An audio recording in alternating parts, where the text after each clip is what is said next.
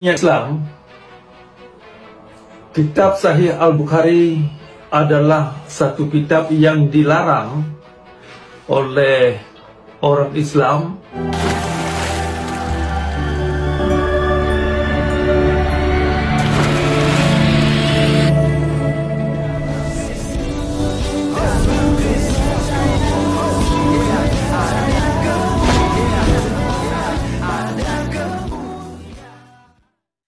Salam Elechem Bisem Yeshua HaMashiach. Salam damai sejahtera dalam nama Tuhan Yesus Kristus untuk kita semua. Teman-teman sekalian, pada kesempatan kali ini kita akan membahas satu murtadin yang membongkar tentang hadis Bukhari, yang dimana teman-teman sekalian itu adalah salah satu hadis yang sangat sahih, dan dibalik itu juga ada larangan-larangan untuk tidak terlalu vulgar dan dipublikasikan tentang pembahasan-pembahasan hadis Bukhari. Kenapa? Karena selain menguntungkan Islam, tetapi juga ada beberapa yang merupakan aib bagi Islam menurut murtadin ini. Ya, jadi teman-teman sekalian, ini sangat penting untuk kita mengerti, karena kalau selama ini mereka sibuk ya mencari-cari kelemahan daripada ajaran Kristen, kitab suci Kristen, ya kan? Sementara mereka lupa tentang kitab sucinya sendiri. Oleh karenanya saya mengajak kita untuk mendengarkan video ini, tonton sampai selesai, sehingga saudara teredukasi dan juga paham tentang hadis-hadis di dalam agama Islam. Kita saksikan videonya yang ada berikut ini. Untuk dikupas. Kenapa? Karena mengandung aib. Kenapa dilarang berbicara soal Islam terkait Sahih Al-Bukhari, terkait kisah Nabi, terkait tindakan-tindakan Nabi dalam beragama? Kenapa umat sangat dilarang berbicara tentang aib, hal-hal yang sungguh menjijikkan? Nah, jawabannya karena menjijikkan. Nah, ini satu hal yang perlu dipikirkan. Kalau memang kitab ini adalah mengandung hal-hal yang menjijikkan, yang merusak diri dan merusak orang lain, kenapa diamalkan sebagai petunjuk? Ini tolong dipikirkan ini, rekan-rekan semua. Saya ulang nih pertanyaannya. Kenapa kitab yang Anda pegang mengandung aib, mengandung sesuatu yang merusak diri, mengandung sesuatu yang menjadi racun buat akal pikiran kita, kepada kesehatan, kepada batin kita? Kenapa juga dipegang sebagai petunjuk? Ini satu pertanyaan yang cukup penting direnungi. Sering sekali saya mendengar dilarang berbicara tentang Islam, terutama terkait perangai Nabi dalam hal ini, yang dikisahkan dalam Sahih Al-Bukhari, perangai-perangai Nabi yang tidak manusiawi, yang sadis dan zalim dalam beragama. Kenapa dilarang kita angkat ke permukaan untuk dibahas secara terbuka? Kenapa dianggap ini sesuatu yang menjelekkan agama atau menistakan agama?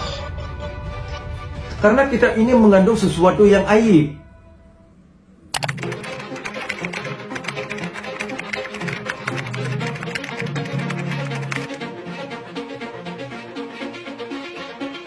Sahih Al-Bukhari, kitab yang disebut-sebut sebagai koleksi hadis paling sahih dalam Islam Sunni. Namun, tahukah Anda bahwa di balik kehormatan itu tersembunyi isi-isi yang justru menjadi aib besar bagi Islam itu sendiri? Pertama, masalah moral dan akal sehat.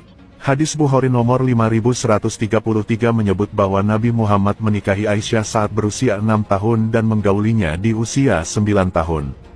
Bayangkan, seorang figur kenabian panutan umat, justru melakukan hal yang secara moral hari ini jelas disebut sebagai pedofilia. Lalu hadis Bukhari nomor 304, mengatakan perempuan itu kurang akal dan agama, ini bukan sekadar misoginis. Ini adalah penghinaan terhadap setengah umat manusia. Kedua, kontradiksi dengan Al-Quran sendiri. Quran berkata, tidak ada paksaan dalam agama. Quran Surah 2 ayat 256. Tapi Bukhari 6922 berkata, siapa yang mengganti agamanya, bunuhlah dia. Lalu mana yang benar, wahyu Tuhan, atau ucapan yang diklaim dari Nabi? Ketiga, penggambaran Nabi yang kontroversial. Bukhari 4211 menyebut Muhammad mengambil budak perempuan sebagai selir, langsung setelah membunuh suaminya dalam perang. Apakah ini pantas untuk disebut utusan Allah? Atau justru mencerminkan budaya Arab kuno yang kejam? Tahukah Anda, Sahih Al-Bukhari baru ditulis 2 abad setelah Nabi wafat. Ribuan hadis dikumpulkan dari mulut ke mulut, tanpa rekaman, tanpa verifikasi modern. Apakah Anda percaya keselamatan Anda berdasar pada tradisi lisan, 2 abad setelah fakta? Banyak umat Islam tidak tahu apa isi sebenarnya dari hadis-hadis ini, tapi kebenaran tak bisa disembunyikan selamanya. Kita diajak untuk berpikir kritis, apakah ini ajaran Allah yang sejati?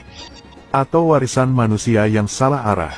Di tengah kebingungan doktrin dan tradisi, hanya satu yang tidak berubah, Yesus Kristus, terang dunia yang tidak pernah ternoda oleh dosa. Pilihannya ada pada Anda. Oke teman-teman sekalian, itulah yang kita sudah saksikan bersama, dan teman-teman silakan tulis komentar Anda seperti apa ya tanggapan Anda ya. Jadi saya hanya pesan ya kepada para polemikus ya seperti Donditan, Ustaz Makainama, Ustaz Juma, Ustaz Nandar, Uni Rifa, Farusianipa, Nora Aritonang, ya kan? Kemudian ada si Ustaz Wafi, ada Ustaz Yusuf ya, dan masih banyak lagi Ustaz-Ustaz, masih banyak lagi debater-debater Islam yang sibuk membahas Kristen, yang membahas Alkitab kita. Pesan saya, uruslah agamamu, uruslah kitab sucimu, uruslah hadis-hadismu. Supaya apa? Supaya benar-benar kalian mengimani apa yang diajarkan, lakum dinukum waliyadi. Ya, jadi teman-teman sekalian, itulah pesan saya sehingga debat-debat agama itu tidak terjadi lagi. Ya, saya secara pribadi, jika sudah tidak ada ustadz-ustadz yang membahas Alkitab, tidak ada lagi ustadz-ustadz Islam-Islam yang membahas tentang ajaran Kristen di pengajian, di masjid, di apalagi di YouTube, media sosial, maka ya di saat itu juga saya berhenti membahas Islam, berhenti juga untuk mengcounter tentang ceramah-ceramah daripada para ustadz. Itu pesan saya teman-teman sekalian, dan kiranya hal ini ya bisa didengar ya, sebarkan sebanyak-banyaknya, dan sekali lagi tulis komentar Anda di kolom komentar. Sampai ketemu di video berikutnya. Tuhan Yesus memberkati. Salam.